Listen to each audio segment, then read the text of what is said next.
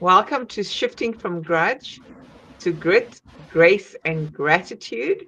And we welcome our guest, Mordy. How do you say your surname? Gottlieb? Exactly. Is that Gottlieb. correct? Yes. Gottlieb. And we also welcome my beautiful co host, as always, Jamila. Jamila's all the way in Johannesburg, by the way, and I'm in Cape Town. And Mordy, you said you are in Arizona. That's right. Scottsdale, Arizona, originally from Brooklyn, New York, but now grateful to be Okay, here in Arizona. fantastic. Welcome, Wonderful. welcome. Jamila, you want to say hi before I Yeah, read the bio? absolutely. Welcome to all of our listeners and special welcome to you, Mordy. We're very grateful to have you on today and looking forward to an exciting conversation for the next hour. And hello to Anissa. We haven't had a chance to catch up this week. It's just been so busy, as with all other weeks. But we're here again Friday afternoon. It comes in a blink of an eye, but it's just a space where we get to exhale and to get to have open, unsolicited conversation about transformations and wellness. Mm, So, looking forward to it. And Anissa, I won't take up any more time. You can go ahead and read Mordy's bio. okay. I don't know if it was my side that the signal is just very poor, and I think Jamila is frozen, or is it me? Let me just double check that. Mordy, can you see me? Am I frozen on your screen? Shamilia, I see you fine, and you're Okay, coming across clear to me. fantastic. I think maybe Anissa just might be having a couple of technical issues, but I'm sure she'll be right back. Have you ever been to South Africa, Mordy? I've never been to South Africa. The accent, I love the accent. I have a friend here that's originally from South Africa. He told me it's many hours on a plane to get there. Yes, it is. Absolutely. That's why we feel so isolated from the rest of the world because it's at least an 8 hour flight to anywhere significant. But we love our country. It's absolutely beautiful here. As Anissa said, I'm based in Johannesburg and she's based in the beautiful city of Cape Town, and has the luxuries of being able to see a stunning view of the ocean every day. Unfortunately, we are landlocked in Johannesburg, but we also do have quite a few lovely, beautiful places that you can visit. So hopefully, we'll see you soon. Well, now I have two friends in South Africa, so now more of a reason to come. Absolutely. Anissa, are you okay? Good to go? How's we can see you? I think you should be fine for now. It's just sounding like a robot thing going on here. I think the robots are active on my side for some reason. But if you can hear me, can you hear me? Yeah, we hear you fine, perfectly. Okay, so I'll read the bio, and then what I'll do is I'll go back out again and come back in. You can kick off the conversation, Jamila, but I'll read the bio. There might be something wrong with the Wi-Fi again today.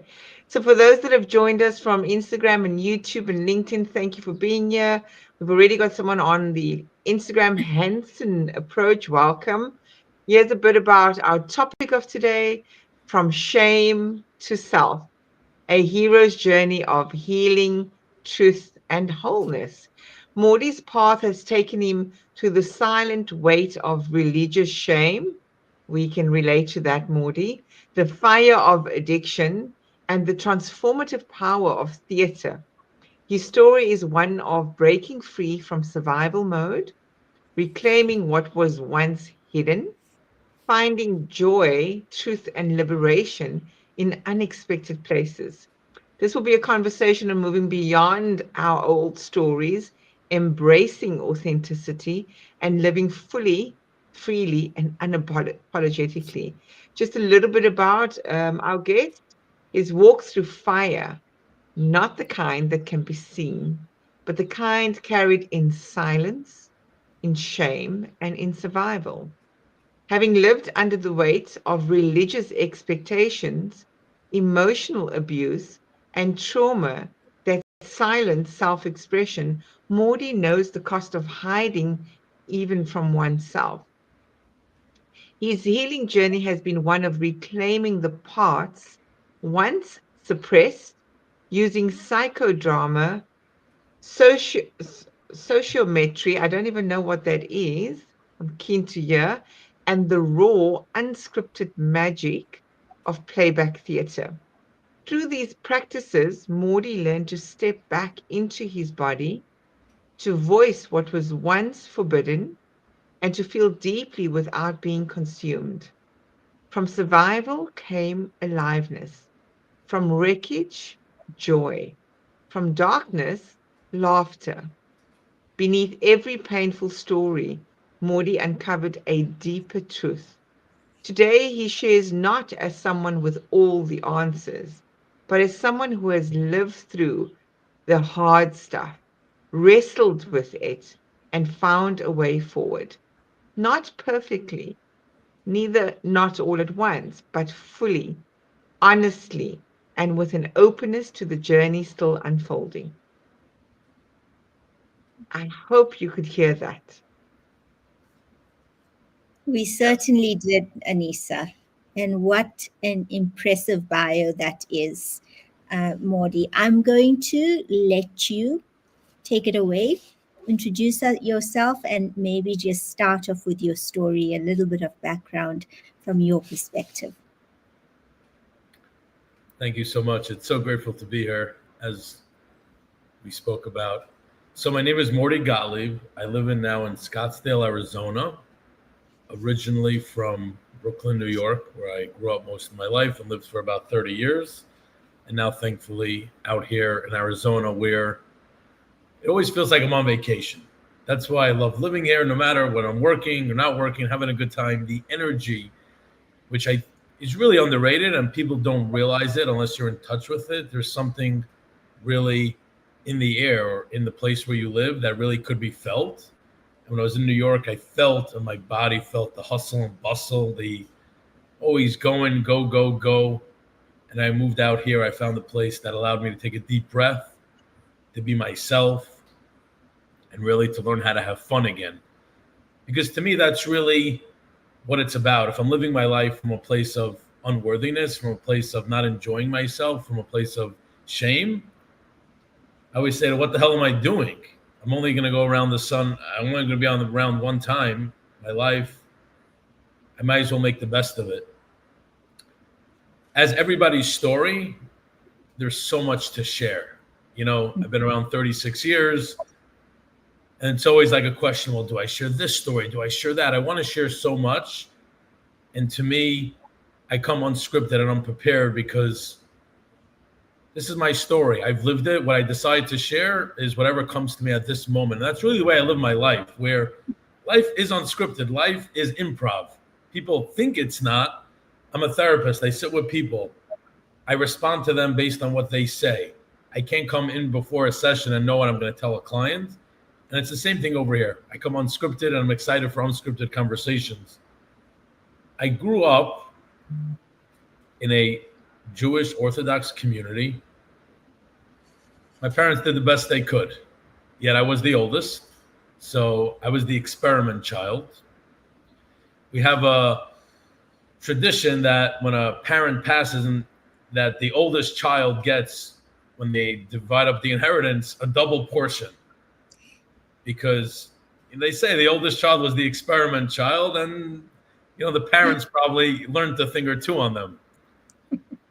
I once told my parents, I regret saying it, and this is the reality. I once said to my father, I think you have to give me 3 or 4 times. That's how that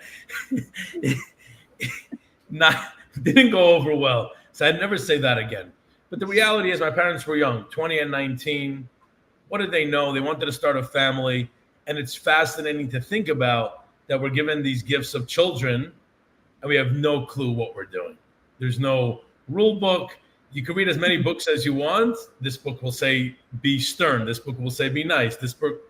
So you're sort of left with confusion. And parents want to keep their children safe. And the reality is, as children, we need to go out into the world. We need to go to school. We need to go visit grandparents' houses. We need to have friends. And unfortunately, different people over those times hurt me in ways that I didn't even realize at that time how impactful they will be, but they ended up shaping my life. And for me, what I had to learn, and took a long time to accept this, is that the way I became wasn't my fault.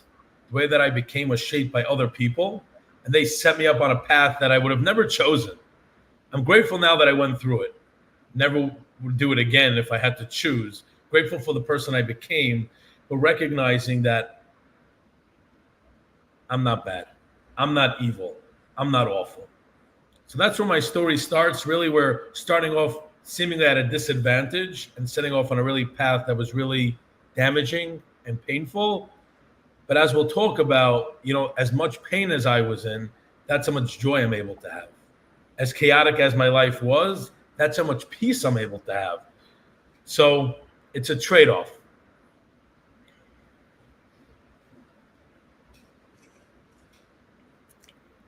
That is absolutely amazing. And I think that that's quite funny about your parents having to pay double, but that is the reality, isn't it? I mean, I have one son, um, and like you say, you can have as many books as possible, but the reality of having a child and the experience of helplessness, not knowing what you're doing, no one can prepare you for that. So you do the best that you can do with the tools that you have available to you and with the knowledge that you've hopefully, collected along the way. But it is by no means an easy feat, because you are responsible for shaping this individual. And as parents, we are seen by our kids as being these role models, and that everything that we should be doing should be the right thing to do. Every decision we make should be the correct decision to make. But I think that as parents and as kids, we get caught up in this role because of society and what society places on us, those extreme pressures that are placed on us. And we as parents have to allow ourselves the leeway of understanding that we are human beings first. And irrespective of our age, we are going to be making mistakes along the way. And with kids, someone, a good friend of my mom's, said once that when they are little problems. But as they grow and they get bigger, the problems get bigger with that. And it is so true, right? Because your children will be your children even when they are 30, 40, 50 years old. And the problems do get more intense, and they become more complex, and you still have to deal with them. So you're forever a parent, irrespective of how old your child gets. And one thing that I've learned as a parent is to be more kind to myself and to be less judgmental of myself as a parent. And I think that there was one shift that happened in the relationship between my son and myself, and he's 27 now, is the day that I declared my humanness to him. Because I saw myself differently and he saw me differently as well. And it just had a very dramatic change in our relationship for the better. Anisa's got 3 kids. And Anisa, what's your experience been with them based on what Mordy has just shared with us? Mordy, firstly, thank you for sharing so vulnerably, because it's not easy to come on here and say, well, you know what? I'm actually telling my parents that I need to be paid for being their first experiment. And I see the pain, the suffering, the difficulty my firstborn went through, because I was in my woundedness, not in my awakeness. I was in my trauma. So, hell yeah, the first child must get 4 times the bloody inheritance. I don't deny that because I see what my firstborn has gone through, but I also see how that was his hero's journey and that has elevated him to be on the path that he is now, and it hasn't been easy, right? Those labels, though, that we take on is what I want to get back to. And quite frankly, each of my children are different, but I want to get back to Mordy because there's a lot there, right? So I want to get back to something like the adaptations we assume based on these narratives or constructs that we have been finding ourselves in. I mean, we both Muslim of the faith, and you are our cousins, right? Jewish people are supposed to be our cousins.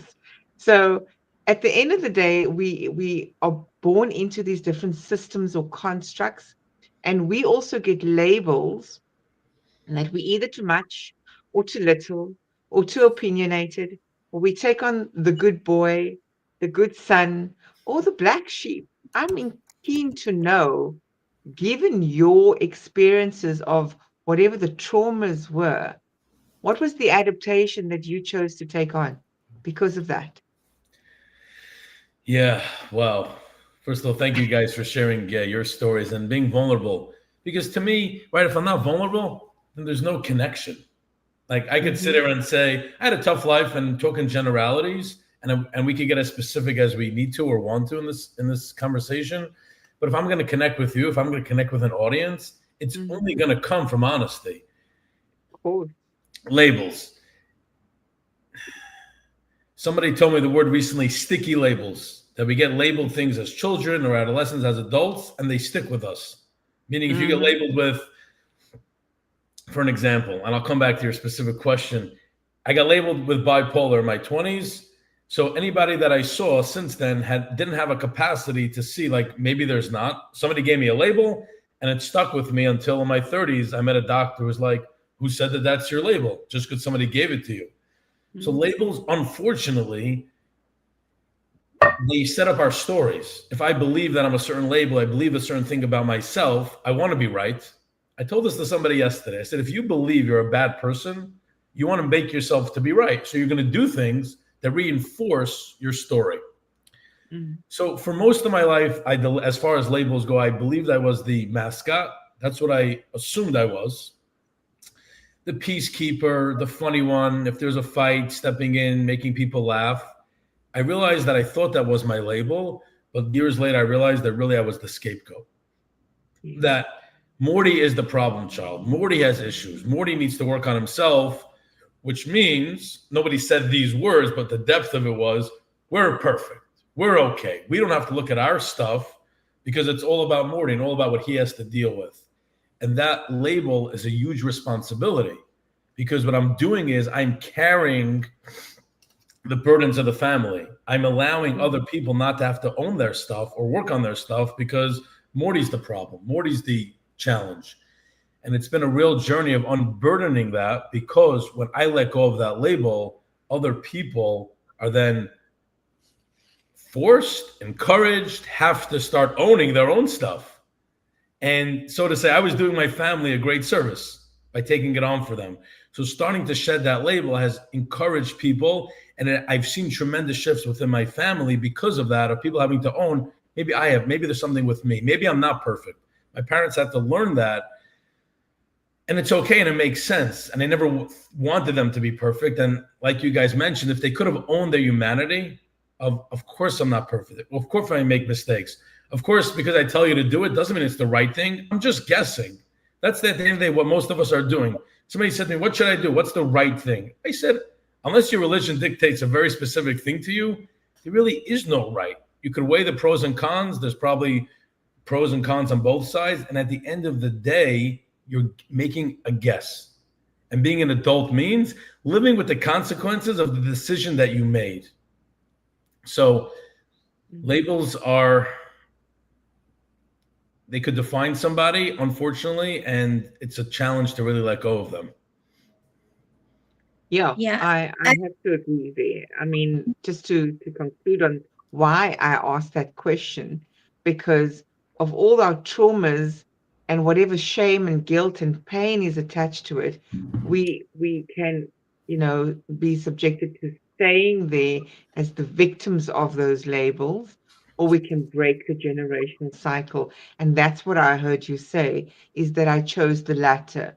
The gift was that I was the person that had to go through the pain and the judgments, but it became the portal for me to be the cycle breaker. Over to you, Jamila. Yeah, absolutely. And the thing with labels is that it can have a positive and a negative connotation to it. Like our label of being male, has a positive connotation to it. But then you get the negative ones as well. And with this comes this internal narrative, and it just depends on what your self-talk is all about. If your self-talk can become a negative running commentary in your mind, then this affects your confidence and your resilience and your outlook onto life. And it's there's so much pressure placed onto you as an individual from the time that you grow up, by society, by family, by culture, that we feel that we have these expectant roles to fulfill.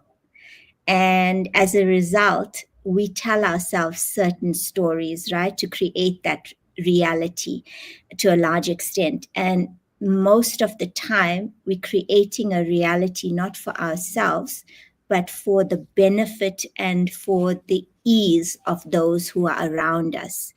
And we have to rewrite those narratives about ourselves so that we are comfortable in the lives that we live. And Anissa, just again, to that point about parents and the firstborn child having to go through the trials and errors. But sometimes you get your youngest who turns out to be the proverbial black sheep of the family and the generational cycle buster. But you mentioned something about being in Arizona now and about your life being so different. But I think to when you compared it to New York, but I think that it's because you are so different, that your environment and surroundings start to feel more comfortable, more secure, more peaceful because of the evolution of who you have become. And that's absolutely true. And I know that because when I go back to New York, when I go back to the East Coast, when I'm around people that in the past would have really rattled me and shaken me, it's a totally new experience. So Jamila, 100%. When I feel at home over here, I could feel at home anywhere because the reality is on the day I'm with myself, and that's really all that matters. Absolutely. And I recall a conversation that I had with a very good friend of mine and who was a mentor to me. And I remember this was when I first moved to Johannesburg, Anissa, and I barely knew myself, to be honest. And I remember complaining to him that I just want to get out of this place. I hate it here. I just want a new beginning, somewhere different, and I know I'll feel better. And his words to me were that you take your problems with you wherever you go. So you can be in the most idyllic of locations and environments. But if you haven't changed here and if you haven't done the work in here, it's going to be just a copy and paste of what you're experiencing now. And I found those words to be so true, because unless you take on that responsibility of doing the inner work, of shedding the shame and the guilt of the past, of your past experiences, unless you do that, it will follow you wherever you go. Mordy. So let's talk about, in this hero's journey, you in the abyss of it all now. You now finally realize that you need to step into this unknown world, whether it's from New York to Arizona, wherever it might have been, and you not yet returned back home to yourself, the internal home that is. Tell us, what were some of those life-defining experiences that were also the catalyst for you to become this version that is sitting here today?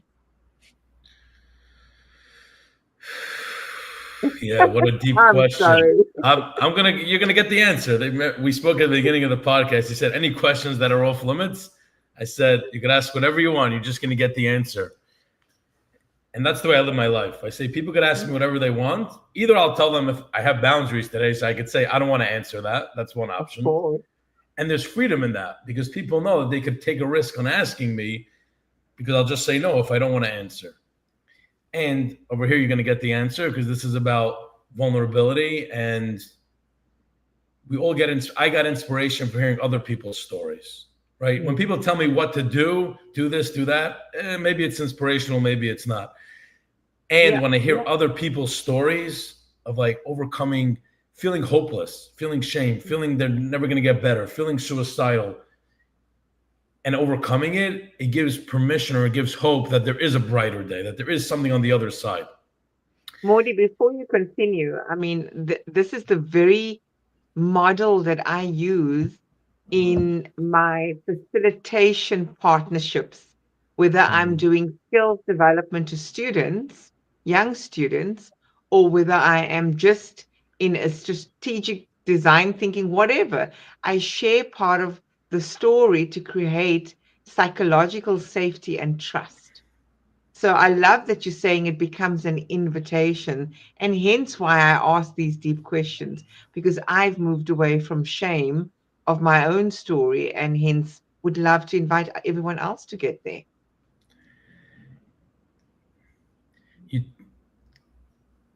Yeah, hi, and yes, home is within you. Absolutely. Yeah, I love that comment. And I mean, safety we could talk about, because really what we're doing is, I'm all about safety. When I allow, and the safety that I think about is safety for people to be themselves, to say, this is who I am, unapologetically. What I did or didn't do, or what I may do in the future, doesn't define who I am. If I define what I did as who I am, I wouldn't be able to share with you this, because it'll be like, wow, don't look at me, I'm such a bad person, I did all these things. And when they're transcended, and even when they weren't transcended yet, the reality is what I do does not define me. And it's such a simple point, and we talk about it. And in reality, to really embody it and live it is freedom. Because if I don't define myself and who I am based on my last mistake, and I accept, like we spoke about, I am imperfect, I am going to make mistakes, and as long as I could own them and apologize when necessary, then I don't have to live with that regret. We digress. What defined my life? So I always say that if I could figure out how to help people change before they get beaten into submission, I would be a really wealthy man. And unfortunately, for me, my journey has been, and what I've seen for so many people, and it's unfortunate, I don't know the answer, is I only change when I'm in enough pain, when I've been beaten down to the bottom. You know, when you hit rock bottom, we hear that word rock bottom, and that's literally what I hit. So I'll share with you some of the challenges I was dealing with, so maybe you could appreciate how deep the shame is. And it ties into religion and community. So I got involved in pornography. It was by accident. It was the dial-up days. I'm sure you guys remember. It was back in the good old days, VHS days, Blockbuster. I don't know if you guys have that in South Africa. You know, renting a movie. It was really, I miss the good old days, to be honest. No cell phones. You wanted to reach me, leave a message on my house phone. But the internet came out, and I got caught up in that. And I felt so unseen, so unsafe, so disconnected, that I found connection in that. And the problem was that it was really disconnection. I didn't realize that. I was trying to connect, trying to feel whole, trying to feel safe. And I always say that the computer never turned off on me. The computer never said, you're not enough. The computer never said, you need to do for me. I was able just to take without any expectation of receiving. And unfortunately, I always say this also. If what I was doing when I was 10, I was doing when I was 20, my life wouldn't have been a problem. But as behaviors, they get worse over time. They get more severe. There's more consequences. And as things progressed, it started really getting in the way of my life. Whether it was borrowing money to do things that were inappropriate, whether it was progressing to, instead of on the computer, maybe being with people. But what really destroyed me wasn't that. It was really the shame. So for an example, I'm in a religious school, I'm studying. Now, the worst thing to do in the Jewish community is to engage in sexual activity. Like that's like a no-go. You gotta wait till you're married. Great. So I know that.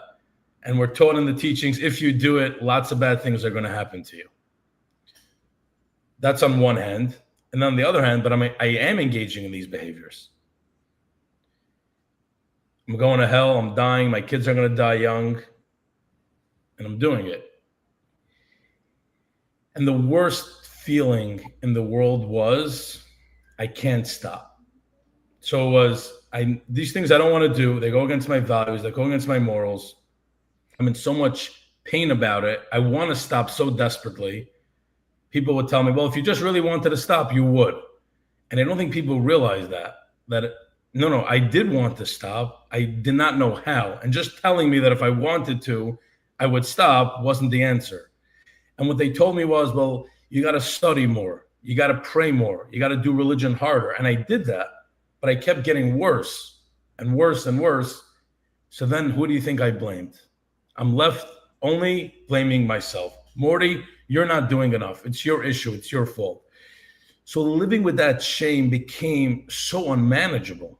It came to a point where I was never actively suicidal, but it was like, well, if I didn't wake up tomorrow, that would be okay.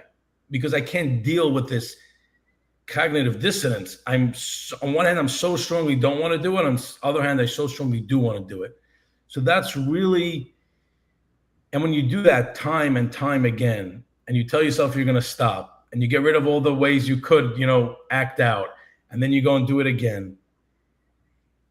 Unless you've experienced it, it's really hard to understand that. Although people probably experience it in other ways of saying, I'm going to stop doing something when they continue doing it. But the shame and the self-hatred and disrespect that I felt for myself became unmanageable. And that's really, it brought me to my knees. Wow. That religious shame, it's almost like an invisible prison, isn't it? And it keeps you bound in this negative cycle, this vicious cycle. And then what happens is that you start to tell yourself these terrible stories, and this internal narrative just keeps on building and building and building. And shame is a horrible, horrible thing. And, shame and guilt. And I felt that when I got divorced and left my marriage, because it's, as I'm sure with you, it's a taboo. Once you're married, that's it. You endure. And that's what a good woman would do. Right. So the shame, and on top of it, having to leave with a young child was even worse, because that was even more shame placed on you. And I just find that it's so sad. It's so sad that religion does this to you. It burdens you with such guilt and shame that, like you say, sometimes you wake up in one morning and, well, you think if you didn't wake up this morning, it would be okay. And yet, after many, many years of understanding myself, of understanding my relationship with my creator, I got to learn that we live from a space of fear. And society instills through religion this fear for God. And it's anything but that, because God is pure love. God is forgiveness. And this is told to us over and over again, that irrespective of who we are, what our behaviors and actions are, the space available left for repentance is consistently always there. And I wish more people would understand that. And I think it's that knowledge and understanding that gives you the peace. But I'd like to ask you, because I know I deal with this, where sometimes, and many times actually, the shame does creep back in. What is it that what practices that you use or reminders that help you to stand in your truth? Yeah, I'm just sitting as you're talking, just like reflecting, feeling emotional of right how devastating and damaging religion has become to people because it became fear-based. And I'm going to answer your question, but just to follow up on that, people talk about fearing God. I got to fear God. I fear God. The only fear I have of God is ruining my relationship I have with God. Mm-hmm. The only fear I have of God is ruining my relationship that I have with God. Of course, shame wants to come back up. Of course, when you live a narrative for so long, as much as you change it and go back, sometimes it does want to creep back up. And for me, it's very simple. And the way that I know I'm in shame is also very simple, is when I'm in shame, for me, I'm an extroverted extrovert. So I recognize this might not resonate for everybody. And for me, when I'm in shame, I want to isolate. When I'm in shame, I want to be alone, because shame to me is I have no value. I have no worth. Why would somebody want to talk to me? Why would somebody want to be with me and spend time with me? I'm just pathetic. I'm just weak. So when I'm noticing that I want to be isolated, when I'm noticing I don't want to call somebody, no, they probably don't want to hear from me. As soon as I start telling it of like, no, no one wants, I'm not funny anymore. No one wants to spend time with me. Nobody's going to enjoy with me. And this takes work on the back end, because I've developed and deepened these friendships for years, and we're vulnerable and we're intimate, right? I use that word. People, intimacy is only with the marriage. No, I'm intimate with my friends, and I do intimacy into me, sharing my truth, burdening my soul. I'm able to call somebody up and say, hey, I'm just saying hello. I'm feeling like shit. I don't think I'm worthy of calling. And they'll say, Mordy, I'm glad you called. And just by doing that, just by connecting, just by getting out of myself, that brings me back to home. It's a reminder. People are like, well, you should be able to do it internally and self-regulate. And of course, there's time and a place for that. And as children, we're brought up, parents are supposed to help us, teach us regulation. Parents are supposed to teach us to care for ourselves and nurture for ourselves. If I wasn't taught that as a child, right, you can't tell me then to do something I was never taught. So as an adult, I sometimes need to get that nurture from other people. Now I'm able to get that from my parents. They've done the work, thankfully. Now I'm able to get that from my partner because she's done her own work. So to me, it's about leaning on other people and not trying to do it all alone. To me, that's a lot of shame-based of, no, I have to do this alone. It's a one-man mentality. I fought alone for a long time, and my solution actually was connecting with other people. Because when I'm connecting with other people, by default, what I'm reminding myself is that I have value, that I'm worth something, at least to somebody. And there's something so beautiful and nurturing about that. Sure. Yeah. I have a friend Yes, also. yes. Sorry, Anissa. I have a friend, and his son, well, he's a grown man now, and he suffered with addiction. And when he was off drugs, he was the most incredible person. There was nothing that he couldn't do, and there wasn't enough praise for him that came from his dad. Okay, and when he was on a bender, his dad's initial response to him would be, this is your typical hedonistic, self-indulgent behavior. It's who you are, and you will never change. And I've lived my life with a brother who was addicted to drugs and alcohol from the age of around 16 years old when he first was introduced to it. And unfortunately for him, he just never managed to overcome it until it took his life. Wow. And for me, I find that with addiction of that sort, a lot of people look at it with disdain and negativity and shame. And yes, I felt that growing up, because that was a pressure put on us as a family towards society and who we showed up as. So it was very difficult. But as I grew, I learned that it is a disease, very much so like cancer. And yet the the the the the connotations and the perceptions that we get from society are complete opposites from one to the other. When we hear that someone is unwell with cancer or diabetes, you're immediately given that compassion and empathy. But the minute that someone is addicted to whatever it is, it's complete negativity that they are bombarded with. What is your advice to a father like my friends? And, my father was also guilty of it, in having these negative perceptions of their children and how this affects their progress in trying to remove themselves from that addiction. Thank you for sharing about your brother. I feel, as you were sharing that, I feel sad because I know that pain. I know that life. And while I'm grateful that I got out of it, I know so many that haven't. And it's easy to blame them. And society does that. And as I'm sitting here, I notice I sometimes do that. Oh, they're just if, and it's like, the question I need to ask myself, and I remind myself all the time, is what is their pain?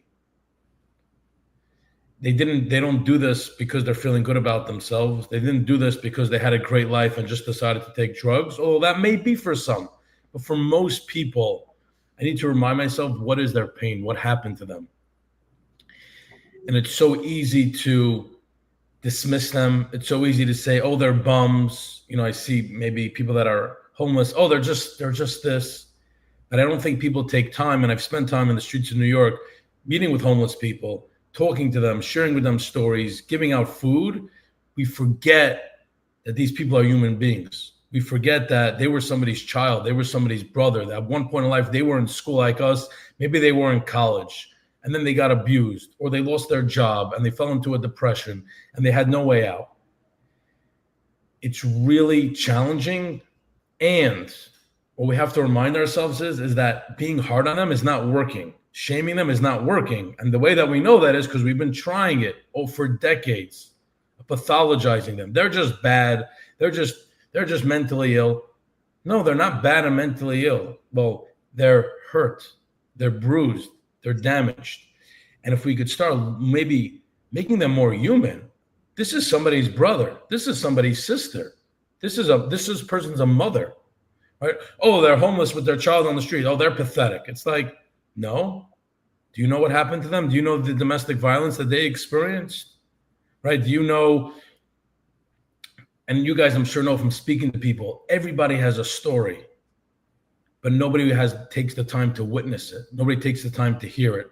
We're quick to judge. We're quick to dismiss. And I believe a lot of it comes from a place of, I want to feel better about myself, so let me push other people down. Instead of, we're all human beings, we're all in this together. How could I elevate myself and how could I elevate other people? And it really comes from a place of care and concern. And it's challenging, but recognizing that the harshness doesn't work. If it worked, continue doing it, and I support that. But if it doesn't work, it's time to try something else. We know the definition of insanity: doing the same thing over and over again and expecting a different result.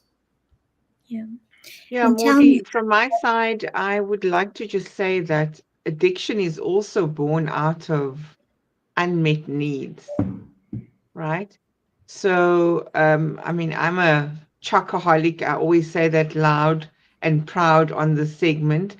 So for whoever wants to bribe me, can always give me chocolate or get into my heart space. It's chocolate. But when I do reach out for the unfavorable foods that are not going to nourish me, whether I am addicted to TV or music or a series because I'm getting something that is filling a void as such, so I just want to highlight that addiction is not just arriving there for the sake of it. It's there because we haven't felt heard or understood or acknowledged or like we belong or that we fit. So we find comfort and solace in other things. So that's the first thing I want to say. The second thing is the isolation that you've mentioned. We isolate because of the shame, but what we really want is for somebody to reach out and witness our pain and hold that sacred space for us to say, it is okay, you know? And so what that leads me into is the question of, or highlighting that on this hero's journey, we are never alone, but we shift into feeling alone because our story and narrative is either attached to that shame or to those labels of what we started the segment on. And we actually have people in our midst, whether it is mentors and coaches and sages or a good friend. Who were those people for you, Mordy, in your time of need?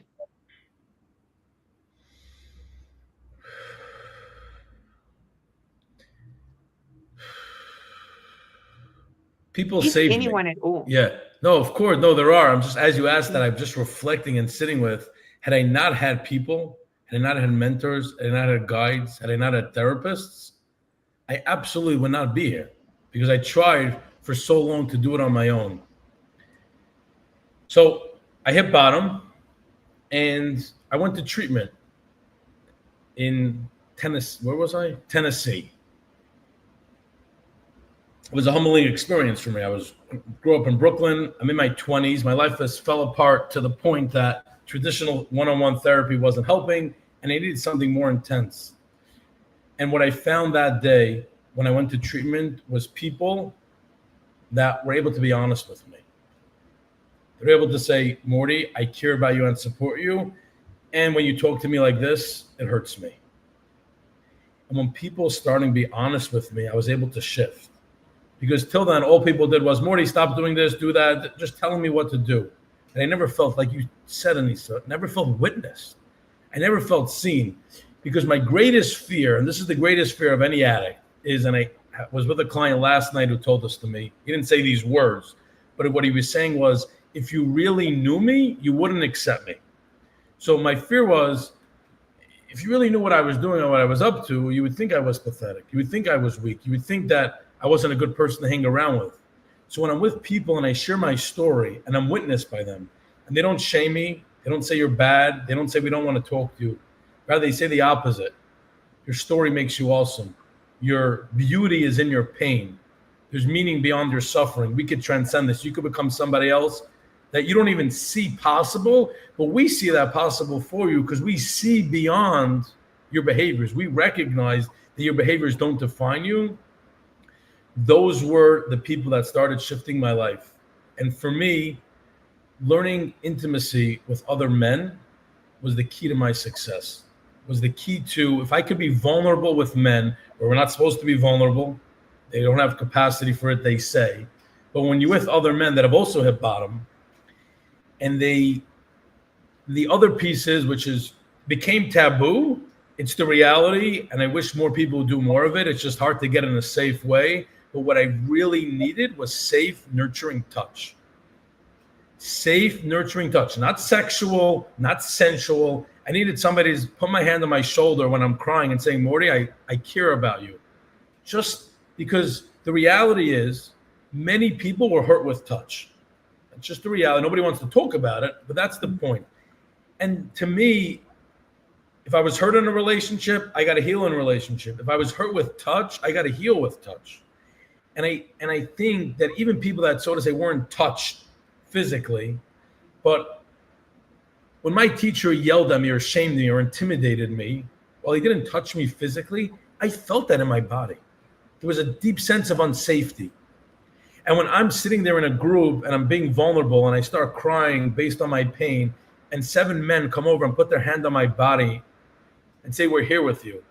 There's no rush. There's no need to do anything except be in your pain, and being witnessed like that, the healing is amazing. And those are the people that I need. And those are the people that I continue to have in my life, of people that are able to witness me for who I am, that I don't have to be afraid or censor myself. Well, I can't tell them that because then they're going to think that I'm weird. That those are not, I have those friends as well, acquaintances, but I need real people that I could be authentic with and vulnerable. And to me, that's where the magic is. Wow. I think what this does is these experiences, like addiction, it isolates you. And you have to live in silence and secrecy. And it's all about getting into a space that I think that helps, into a space of acceptance. And that's what they're doing. And that's the message that they're giving to you, is that it's okay to feel this way and it's okay to share, because you are now accepted, not just by them, but allowing yourself to be accepted into a space, not to be silent anymore, not to be embarrassed, not to feel that you have to be in the space of secrecy. And for me, I think that forgiveness plays a huge part. It plays a huge role. So what has that role of forgiveness done for you, of yourself, of the people, of others, and how has it helped you in your recovery journey?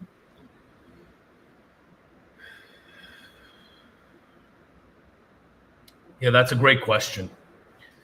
And the first piece is, when I feel accepted, when I accept myself, when I have space for myself and my mistakes and my journey, then I'm able to have space for other people and their journey.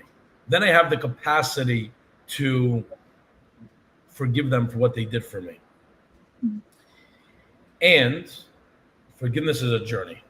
I once was in a group where a woman came in, she was abused maybe a month prior, and she's reading a forgiveness letter to her abuser. I was co-facilitating the group. I was just visiting, and I did what I felt had to be done, even though I was the new guy in the room. I said, please stop. Right now is not the time to forgive your abuser. Because, now this might be controversial, this is just the way I look at it. I said to her, you're blaming yourself. You're saying that you wore that because you were dressed a specific way, it was your fault. I cannot truly forgive somebody till I blame them. Meaning, if somebody does something to me, they punch me in the face, and I say to myself, well, that's my fault. I did something. I was wearing a yellow shirt today. How could I then go and truly forgive them? To me, forgiveness starts with saying, those people hurt me. Those people are accountable for what they did. They have to take responsibility and ownership, not me. Because for most of my life, I blame myself for why am I an addict? I should have. And it was only when I realized, no, people hurt me. This is not a Mordy issue. This is not a Mordy problem. It's not a Mordy fault. People hurt me. Then I could start working on, okay, these people hurt me. This is not a me issue. Then I could start working on forgiveness.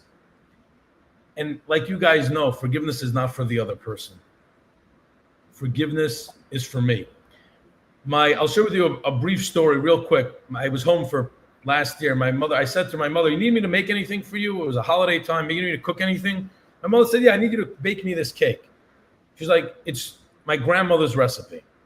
My grandmother was one of the people that impacted my life in ways that I wish didn't happen. On the other hand, I'm happy it happened because it made me the person I am. And I could have freaked out. I could have said, no, I can't. But because I was able to realize this person hurt me, this person's bad, that person's evil, it's not a Mordy issue, I was able to disconnect from that. Right. I said, how can I show up for my mom now? This is what she needs, and I could do it. So forgiveness to me begins with putting the burden on the other person and then coming to forgiveness. Yeah. I like that. I like that. It might seem controversial for most, but it is it is almost recognizing that this person has to take ownership, as you say, right? I'd love to come just in the last few minutes that we have left. You spoke about this whole spiritual pray more, learn more, which is the spiritual bypassing, right? So just get more religious, learn more. And then we also have spiritual ego, those that are perceived to be more enlightened and awake. And so you are less than there in that context. And where I'm heading with this is to say, at what point do we recognize there is spiritual bypassing and people want us just to pray a little bit harder and more and pray away our sins versus actually coming to terms with that inner demon or that inner villain or protagonist within ourselves? Because as much as there's the pain of others hurting us, and we will need to deal with the grief. Because if we don't and we bypass that grief, we're going to be sitting with a demon and villain and protagonist within ourselves for years to come. Sure. So, where do we head with accepting support, guidance from our elders, so to speak, or the wise sages in our lives? And where do we set a boundary and say, well, hold on, this is actually not the time to bring in spirituality, faith, religion, religious practices, and get to the nitty gritty of the issue itself? Right, because addiction, like we spoke about, is a disease, right? Which means dis-ease, right? I'm not at ease Yes. with myself. So if I get cancer, I'm not going to go study to heal my cancer. I need to go to the root problem. The Mm. challenge is that religion, you can't ask, like in religion, you can't even ask that question. And he's like, what do you mean don't listen to the rabbis, to the teachers? Like, and what I had to learn at the deepest level, which is a risk because it's not what I was necessarily taught, although later on I was able to discover a different path of spirituality that believes this, but I had to come to it on my own first. My relationship with God is personal. And the way that you serve God, the way you do is you. My relationship with God, to me, I look at it now as if it's a relationship with my father. My father loves me unconditionally. He accepts me. He's there for me. He gets upset at me sometimes, doesn't like everything I do, and that's fine. But ultimately, I have a relationship. So to me, it's how do I make the relationship personal and not put that burden on somebody else to tell me who my God is or what my relationship is like. Just like no one should tell me how to make a relationship with my girlfriend.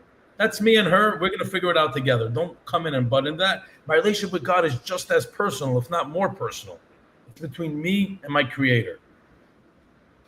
I love that, Mordy, because I haven't learned the Arabic text in fluency, besides a few reciting prayers and that. But we've never learned in the West what the meaning even of those Arabic recitings are. So it feels so flawed for me. So lately, very recently, I must add, I started doing, I call it love monologues with God at the beach as I'm walking, pouring my heart out in my mother tongue because that's my connection. That's my relationship. And as much as I have many people, God bless their souls, who's forever sending me this Arabic prayer and that Arabic prayer. And I'm like, I'm grateful. Thank you. The power in prayer and what is in our language, dua, is important. What's more important is the sincerity and the conviction in when I am speaking to God as if He was my dad. I love that part that you have shared. And I'm grateful really that you brought that conviction to this conversation, because otherwise we end up based on the construct and the lens of the person, the religion, and it can be very flawed. So I always say to my kids, if somebody's bullying you, see the bully for the person that they are.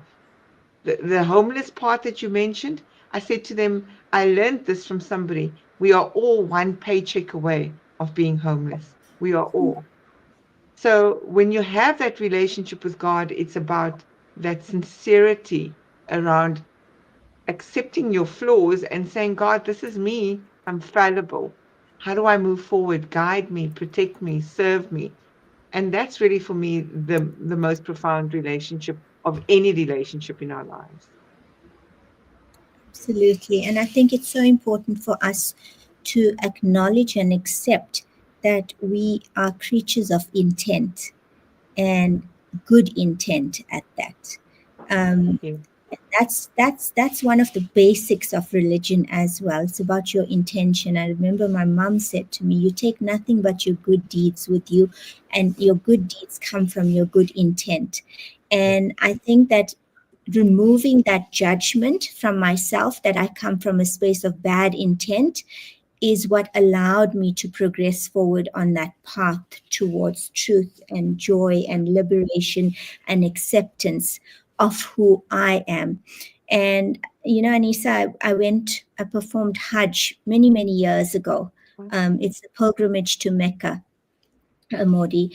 And before you leave, there's people that come, and of course, they want to give you well wishes and stuff, but they come with these books that you have to recite 20,000 times, 200,000 times at this particular time in the day.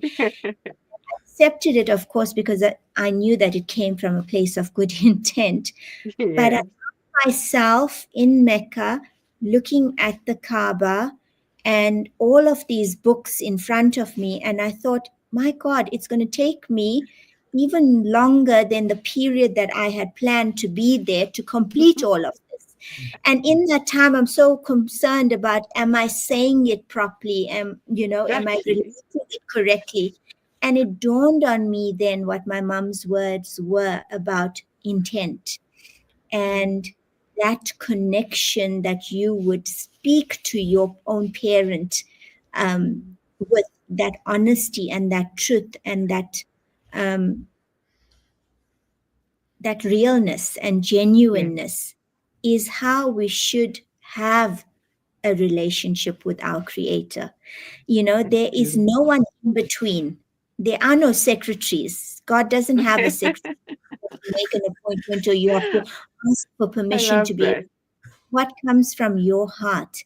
And that is something that really, really helped me um, to understand that no matter how heavy your past was, no matter how much judgment you had on yourself, that connection was as easy as opening your mouth or your heart in Yes. allowing yourself to understand that greatest gift that your creator has given you of repentance, of continually being able to come back to him and to say, I'm sorry, how can I do this better? And knowing that you will always, always be accepted and good enough. That's lovely to have learned something new about you, dear Jamila. Thank you. Can you still, okay, you can still hear me. Listen, we Yes. have Yeah. come to the end of a very beautiful segment. Mordy, is there anything?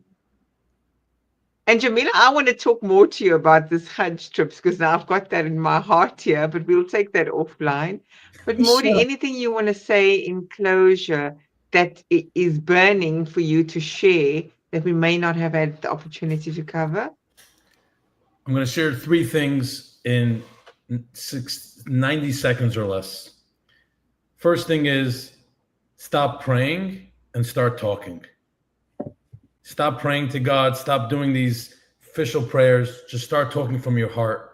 And he said, what you mentioned is so beautiful. In my culture, we have a word, it's called hisbaididus, which means setting aside time just to talk to God in your own native language. Mm. The second thing I want to mention is that no matter what you've done or been through, you still have worth, you still have value, the humanity, your beautifulness has never left you. And the last thing I want to remind addicts, because you guys talked about it, is how when they're bad, not bad, when they're struggling, they're really struggling, but when they do well, they could really thrive and do things that are seemingly impossible. Think about it like this. When a drug addict wants drugs, they get drugs every single time. They have no money, they have no clothes, they have no shoes, they have no food, yet drugs, they could always figure out a way. So imagine when somebody recovers and they're in the other extreme and they want to get a job, they want to get more clients, they want to make more money. People that are addicts know how to make things happen. When they really want it, when they're desperate enough, when they're craving it enough and they see it clearly in front of them, they will make it happen. So addicts have a beautiful gift that was given to them that when channeled in a positive way, they could do unbelievable and magical things for the world. Wow. Thank you for that, Mordy. We normally end this segment. I just want to read this last comment from Ashif. He's a regular. He's from Canada, so he's closer to your side of the world. Spirituality is discovering meaning in every experience and growth in every challenge. Rami Sasson. So thank you for sharing that. This has been beautiful. We do normally end and stay briefly for a short debrief.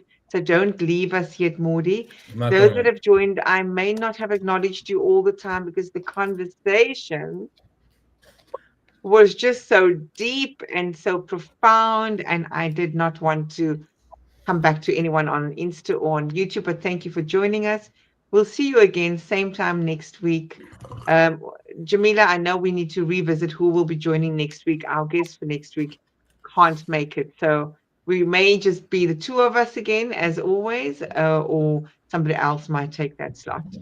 Well, So someone else, yeah, take the slot, Anissa, or maybe Mordy would come back because there's so much we haven't spoken about. I mean, you haven't told us about the theater and this unscripted dialogue and all of your storytelling. There's still so much. And like Anissa said, it was such a beautiful conversation. It touched on, personal experiences for me. So it was very, very relatable and relevant for me. And I thank you so much for your vulnerability. And there's just so much more that I'd love to hear from you. So hopefully we'll get to see you back here soon, sooner rather than later. But Anissa, thank you so much. Always such a rock every week, and sharing your wisdom and your knowledge, and it's truly something that I'm grateful for. My pleasure. Mordy, any last comment on yours to say goodbye? You guys are awesome. You guys are a lovely duo. And thank you so much for this opportunity. And for everybody that joined, just remember there's always a better today. Yeah. On that note, goodbye from us. The gentleman that was researching said that he found this to be very meaningful, and thank you. I think he's also Jewish. His name is Avi Levi or Levi. Don't know how you pronounce it. So on that note, goodbye, everyone. Stay with us, Mordy.